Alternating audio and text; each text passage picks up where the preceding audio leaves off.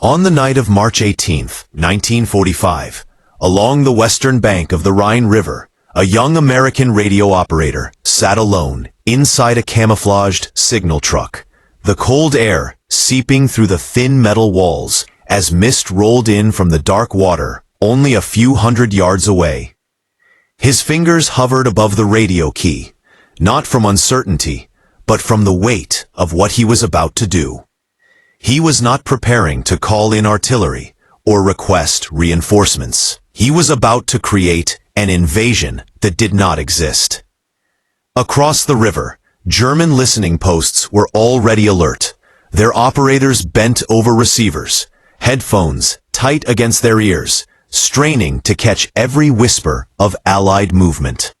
For them, the Rhine was the last natural barrier protecting the heart of Germany, and every signal in the air could mean the beginning of the end. What they were about to hear would convince them that thousands of American soldiers were assembling directly in front of their positions, ready to storm across the river at first light. Yet in reality, there were only a handful of men, a few vehicles, and one determined radio operator carrying out one of the most audacious deceptions of the Second World War. By early 1945, the Western Front had reached a critical stage. The Allies had landed in Normandy 9 months earlier, fought their way through the hedgerows, liberated Paris, and survived Adolf Hitler's last major gamble in the Ardennes. The German army in the West was exhausted, under strength, and suffering from severe shortages of fuel, ammunition, and experienced manpower. Entire divisions existed, mostly on paper, while veteran units were stretched thin across hundreds of miles of front. Yet despite all this, the Rhine River still stood as a powerful defensive line. Wide, fast-flowing, and heavily guarded, it offered the Germans a chance to delay the Allied advance and buy precious time. German commanders knew that once the Allies crossed the Rhine in force, the war inside Germany itself would be only a matter of weeks. Supreme Allied Commander General Dwight D. Eisenhower understood this reality clearly. Rather than risk a costly frontal assault against heavily reinforced positions, he approved a carefully coordinated plan to cross the Rhine at multiple points, confusing the enemy and overwhelming their ability to respond. The main American effort would be carried out by General William H. Simpson's U.S. Ninth Army north of the Ruhr Industrial Region, while other Allied formations prepared crossings farther south.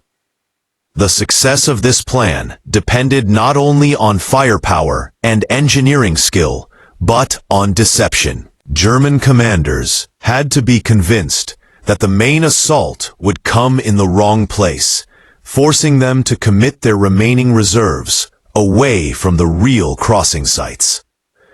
This responsibility fell to one of the most unusual units ever formed by the United States Army, the 23rd Headquarters Special Troops, later known as the Ghost Army. Officially activated in 1944, the unit combined artists, sound engineers, radio specialists, and tactical deception experts into a single organization whose sole purpose was to mislead the enemy. They did not fight with rifles or machine guns, but with illusion. Inflatable tanks and trucks were positioned to look real from the air. Loudspeakers blasted recorded sounds of armored columns and marching infantry. Most importantly, highly trained radio operators transmitted convincing streams of fake communications designed to imitate entire divisions and corps headquarters. Among these specialists was a Signal Corps radio operator assigned to the 3132nd Signal Service Company's Special.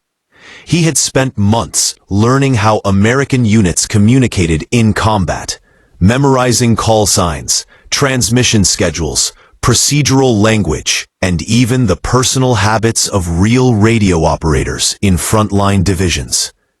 German intelligence had been intercepting Allied radio traffic since the early days of the war, and their analysts were experienced enough to spot mistakes. A single incorrect call sign or poorly timed message could unravel the entire deception. The young operator understood that his job required absolute precision. Any error could send real American soldiers into deadly resistance elsewhere along the river. By the afternoon of March 18, 1945, the Ghost Army moved into position opposite the German-held city of Dusseldorf. Their mission was to simulate the presence of the U.S. 16 Corps, preparing for a major Rhine crossing. This meant creating the illusion of at least 2 full divisions assembling on the West Bank, complete with engineers, artillery, and armored support. The radio operator helped set up his SCR 399 radio truck under camouflage netting in a wooded area, just far enough back to avoid German artillery observation, but close enough to ensure strong signal reception across the river. As dusk settled in, he adjusted the frequency and checked his equipment one final time. He knew the enemy was listening. At precisely the scheduled time, the radio came to life. The operator began transmitting routine but carefully crafted messages, requests for bridging equipment, reports of unit arrivals, and administrative traffic that mimicked the normal chatter of a large headquarters preparing for combat. The content itself was not dramatic, but the volume and pattern of transmissions told a different story. This was not the radio traffic of a small unit. It was the unmistakable signature of a corps-level formation gearing up for a major operation. For hours, the radio crackled continuously, filling the airwaves with convincing evidence of an impending invasion. Across the Rhine, German signal intelligence units immediately took notice. In bunkers and command posts, Wehrmacht radio operators logged the transmissions, noting call signs and frequencies that matched known American units. Reports were forwarded up the chain of command, first to division headquarters, then to corps and army level. By early evening, German officers were convinced that a major Allied force was assembling directly opposite Dusseldorf. Defensive units along the river were ordered to full alert. Artillery batteries were repositioned. Infantry units manned their foxholes, scanning the dark water for signs of assault boats.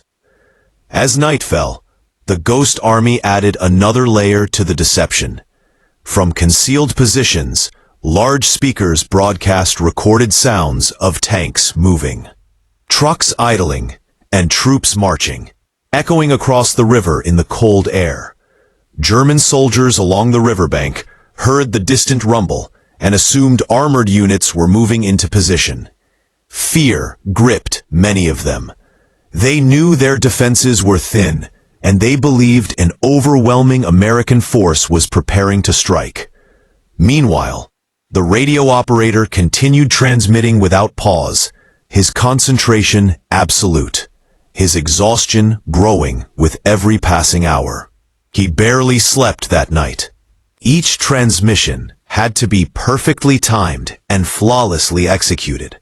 He knew that German artillery observers could begin firing at any moment, and that a single shell could destroy his radio truck and expose the entire operation.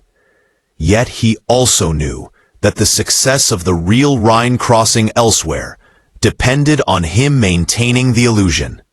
For 3 brutal hours, then 4, then 5, the radio traffic continued, steady and convincing, painting a picture of an army that existed only in the minds of the enemy.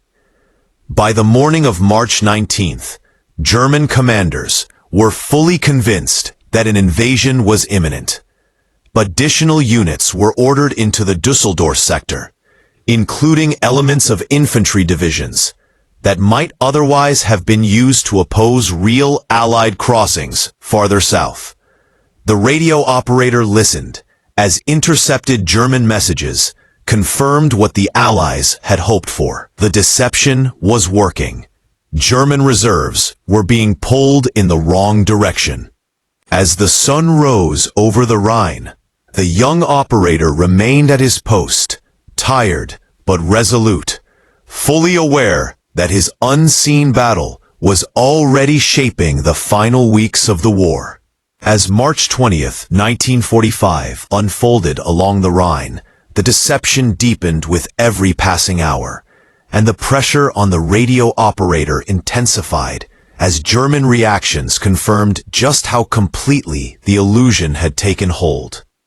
Reports intercepted by Allied intelligence revealed that German commanders now believed they were facing a full-scale assault by the U.S. XII Corps, supported by armor and heavy artillery. Orders were issued to reinforce river defenses, and units that had already been weakened by months of retreat were rushed into positions they believed would soon be tested by American assault boats. For the men in the Ghost Army, this was the most dangerous phase of the operation, because success now depended on consistency. Any sudden drop in radio traffic, any deviation from expected patterns, could alert German analysts that something was wrong. The radio operator understood this better than anyone. He adjusted his transmission tempo to match that of a real Corps headquarters, carefully spacing messages and occasionally allowing brief silences to simulate command-level decision-making. Every detail mattered, from the phrasing of routine reports to the simulated frustration of delayed supply requests. Throughout the day, German artillery units conducted registration fire along the riverbank, sending shells screaming into empty fields and wooded areas where they believed American troops were massing.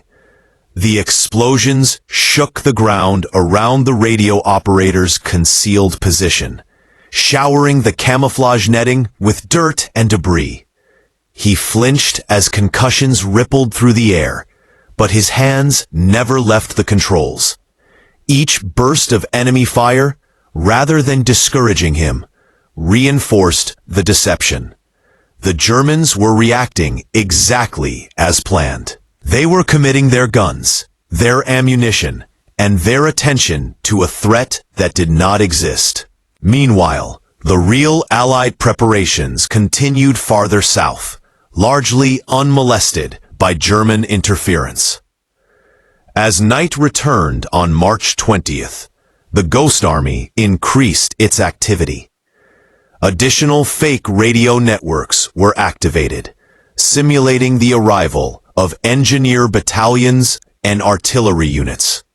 The radio operator transmitted requests for bridging equipment, fuel deliveries, and medical support, all designed to suggest a large and complex operation nearing execution. German listening posts worked frantically to process the flood of information. To them, it sounded like the final stages before an assault. German infantrymen along the Rhine tightened their grips on rifles and machine guns, expecting the river to erupt with American boats at any moment. Sleep was scarce on both sides of the river, but the psychological strain fell hardest on those who believed they were about to be attacked. By March 21st, the deception had reached a critical mass. German High Command issued warnings to units across the region, emphasizing the threat near Dusseldorf and ordering reserves to remain on standby. Elements of the 84th Infantry Division were directed to reinforce the sector, tying down thousands of troops who might otherwise have been deployed elsewhere. The radio operator received confirmation through Allied intelligence channels that German troop movements were matching the deception plan almost perfectly. It was a rare moment in warfare when an operation unfolded exactly as intended, but it also meant that the risk of discovery was at its highest.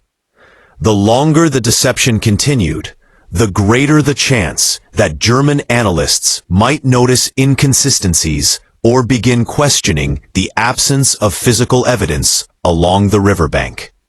Despite his exhaustion, the radio operator maintained the relentless pace. He ate cold rations between transmissions, drank coffee that had long since gone bitter, and fought to stay alert as his eyes burned from lack of sleep.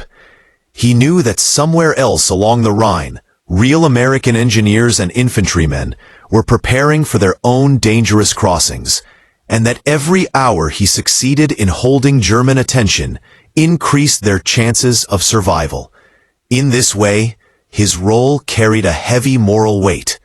He was not just sending signals. He was shaping the battlefield without ever firing a shot.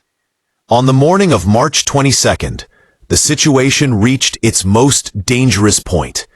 Convinced that an invasion was imminent, German artillery units opened sustained fire on the suspected assembly areas along the west bank of the Rhine. Shells tore through fields, forests, and empty roads, leaving craters and shattered trees where German commanders believed American divisions were hiding. The radio operator listened as the thunder of artillery echoed around him, the shock waves rattling his equipment and threatening to give away his position. Counter-battery fire from American guns elsewhere added to the chaos, creating a soundscape of destruction that made the phantom invasion feel terrifyingly real to those on the receiving end. At any moment, a German forward observer could have spotted something amiss. A lack of movement, too few vehicles, too much empty space. If that happened, the deception could collapse instantly. The radio operator was acutely aware of this risk, yet he continued transmitting with calm precision. His messages reflected confidence and routine, the tone of a headquarters fully prepared for combat. Requests for last-minute supplies, coordination with adjacent units, and updates on readiness all flowed through the airwaves. To German intelligence officers, this sounded exactly like the final hours before a major offensive. Past tense. By late morning, intercepted German communications revealed the full extent of the deception's success. Requests for additional reinforcements were being sent up the chain of command. German units were being ordered to hold their positions at all costs. Reserves were diverted north, away from the real crossing points, where Allied engineers were even now preparing to launch their assault boats. This was the moment the Ghost Army had been working toward. The radio operator felt a surge of grim satisfaction as he realized that his invisible battle was being won. As the day wore on, news reached the Ghost Army that the real Rhine crossings were about to begin. South of Dusseldorf, under the cover of artillery and air support, U.S. 9th Army engineers moved toward the river with assault boats and bridging equipment. The deception had done its job. German resistance in those sectors was lighter than expected, their attention and resources fixed on the wrong stretch of river. The radio operator, though physically distant from the actual fighting, was now directly contributing to its outcome. Even as Allied troops began crossing the Rhine elsewhere, the Ghost Army maintained the illusion. The radio operator continued transmitting messages that suggested delays and adjustments in the Dusseldorf sector, keeping German commanders uncertain and cautious. This prevented them from rapidly redeploying forces once reports of real crossings began to filter in. Confusion spread through German headquarters as contradictory information arrived. some warning of a massive assault near Dusseldorf, others reporting enemy activity farther south. The deception bought precious time, allowing Allied bridgeheads to expand and stabilize for 6 critical days. Operation Viersen held approximately 30,000 German troops in place. These soldiers waited for an attack that never came, their weapons trained on a riverbank that remained eerily quiet. All the while, Allied forces poured across the Rhine elsewhere, advancing into the heart of Germany. The radio operator's transmissions never faltered. He never broke character. He never allowed doubt to creep into his signals. When the operation finally ended and the Germans began to realize the truth, it was already too late to change the course of events. Exhausted beyond measure, the radio operator eventually powered down his equipment. The silence that followed felt almost unreal after days of constant transmission. He stepped out of the truck into the cold air, his body aching, his mind still racing.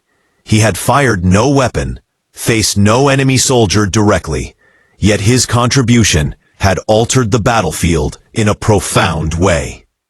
The deception he helped sustain had saved countless lives and accelerated the collapse of German defenses along the Rhine. In the weeks that followed, Allied armies advanced rapidly into Germany. The Ruhr industrial region was encircled, cutting off a vital source of war production. German resistance crumbled as units surrendered or retreated in disarray. For the men of the Ghost Army, there was little public recognition. Their work remained classified, their stories known only to those who had participated. The radio operator returned to more conventional duties as the war neared its end, carrying with him the knowledge that he had played a role in one of the most remarkable acts of deception in military history. Long after the guns fell silent, the legacy of Operation Viersen would remain hidden in archives and after-action reports, its details known only to historians and veterans. Yet the impact of that operation was undeniable. It demonstrated the power of intelligence, planning, and psychological warfare, proving that in modern war, deception could be as decisive as firepower. The radio operator's experience stood as a quiet reminder that heroism does not always take the form of dramatic charges or battlefield glory. Sometimes it takes place in the shadows, transmitted through invisible waves, shaping events far beyond the sight of those who carry it out.